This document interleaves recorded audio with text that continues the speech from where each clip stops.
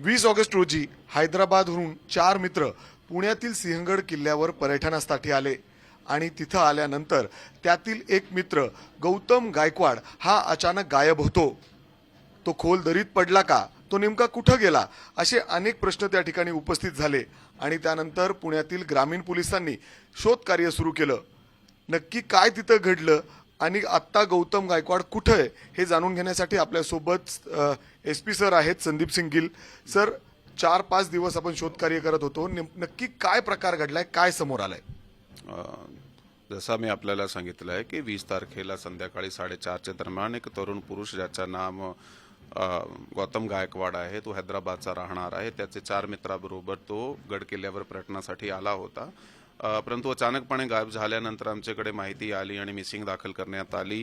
Police तपास पथक त्याच्याबरोबर जे हवेली आपत्ती निवारणची टीम आहे त्या दोघांनी मिळून रात्रभर त्याचा शोध घेतला। त्याची चप्पल त्या ठिकाणून आम्हाला मिळून आली, परंतु रात्रभरच्या शोधानंतर ते कुठेही आम्हाला अधिक माहिती प्राप्त झाली नाही। पुढील 4 दिवसांमध्ये त्याच्या नातेवाईकाकडे आणि त्याच्या मित्राकडे अधिक तपास केला गेला होता, ज्यामध्ये काही कॉन्क्रीट प्रकारची माहिती नाही मिळाली आणि तो पण कुठे सापडून आलेला नाहीये। काल अचानकपणे संध्याकाळी 5च्या दरम्यान तो गड किल्ल्यावरही एका ठिकाणी काहीतरी ओरडतो होता, म्हणून लोकल जे त्या ठिकाणी पर्यटक होते त्यांनी गार्डला सांगितल्यानंतर आमची टीमने त्याच्याकडे अप्रोच केली आणि त्याची तब्येत बरोबर नसल्यामुळे त्यांना हॉस्पिटलाइज करण्यात आलेलं आहे। त्याच्याकडे अधिक विचारपूस करणे त्यावेळी योग्य नसताना आता त्याच्याकडे अधिक विचारपूस चालू आहे। नेमका तो 4 दिवस कुठे होता, त्याच ठिकाणी आजूबाजूच्या परिसरात होता की नाही, कारण ज्या दिवशी तो असा गायब झाला त्या ठिकाणी एलोप झाला होता त्या दिवशीही ते एक हुडी घालून एक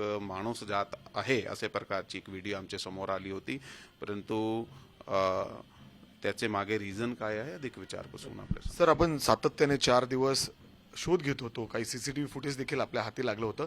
नक्की तो का तिथून पळून गेला होता? काही मित्रांनी तक्रारी देखील दिलेल्या आहेत, काही आर्थिक व्यवहार याच्या मागे आहे।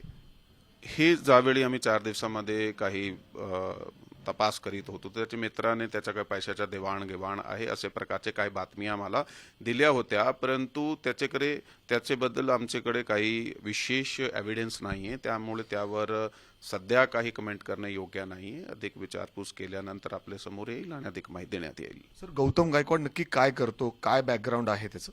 तो फ्रूटचा बिझनेस करतोय।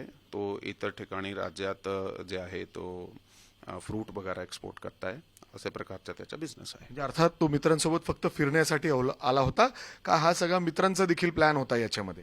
त्या दिवशी तो फिरण्यासाठी आला होता, एवढं मात्र खरं आपल्याला माहित आहे। त्याचे पुढे नेमका ते काय होता ते आपल्याला समोर येईल। अर्थात आता 5 दिवसानंतर गौतम गायकवाड समोर आलेला आहे। हा संपूर्ण बनाव होता हे देखील या तपासातून जवळपास आता निष्पन्न झालेला आहे।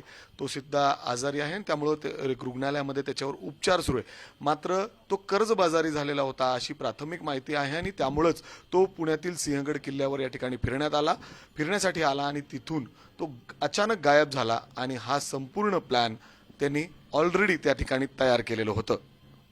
कॅमेरामन राजेश बिडकर, मी मिकी घई, एबीपी माझा, पुणे। एबीपी माझा, उघडा डोळे बघा नीट।